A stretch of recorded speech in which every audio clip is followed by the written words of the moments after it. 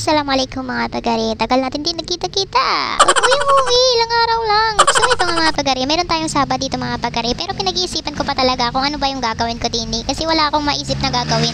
Bukod sa walang gata, wala pa akong pera pambili ng gata. Eh, paano pa kaya kung gatas pa yung maisip ko, diba?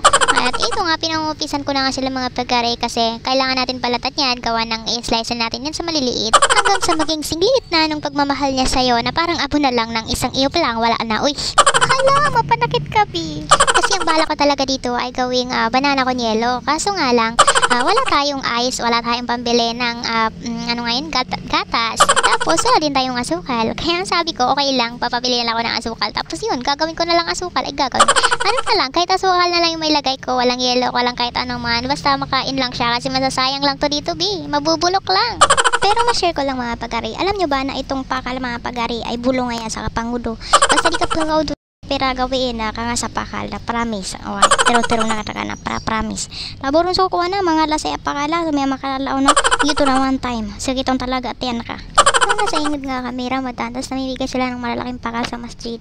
Lahat kami kumuha. Pag uwi namin, puro sakit ng tiyan yung napala namin. Di kami ba may sasabalay? Eh, nubos na ka na ba? Pa kung sakit mo piyagulaga pakal. At ito na nga yung pimbuluyan ng ating saging na piyakayawan saig na tiyaguan sa gula at nabakarabaw. At syempre, pagkatapos na rin kumain ng masarap na dudol, ito meron tayong kamu dito. At ang tawag dito ay kung hindi mo alam kung anong tawag dito, ito ang tinatawag na sarubang. Hindi ko masyado favorite to kasi wala naman siyang lasa. Pero okay lang din. Okay lang. Kasi kesa naman sa asin, diba? Pero kapag maliliit pa to, yung tipong hindi pa napipitas doon sa kanyang kayo, yun, masarap siyang kilawin. Kinikilaw ko yan. Parang nakakamiss na yung pamumuhay natin dati mga pagkarino. Yung naranasan ko pa naman yun, mga 2007 ata or 2008, ganyan. Ayun, so yun nga, may namumula kami ng bunggala nung nagiwala yung mama at papa ko. Tapos yun, kami na lang naiwan ng aking abi. At ayun nga, di kami di mamula sa mga rapa, inan, mga bunggala, ada na mga sakura. Tapos yun, nakakamiss lang. Kaya sa mga nagsasabi, bakit hindi na lang kayo umuwi ng Mindanao? Bakit kami uwi doon, Bi? Wala kaming uwian doon? Ano ba? Nandun ka na nga sa nagtitinda ka na lang eh. Tapos babalik ka pa doon sa Kasukal. Kukuha ka nakuha, dito hindi ka man matukaanipay. Kaya talaga ako nagpupursige. Minsan napapaisip nga ako na gusto ko na lang pumunta ng abroad kasi bahala ko talaga sa lahat. Pinakapangarap ko lang naman talaga sa mundo is maibili ko yung parents ko ng niyog sa amin. Kaso mahal masyado. Nasa 500,000 siguro. Wala tayong ganun. Huy! Siyempre, hindi naman tayo mayaman. Kaya nga sabi ko, mag-abroad na lang kaya ako. Kaso lang, naman ako sa anak ko, walang bantay. Hindi mo naman maisasana sa kanila.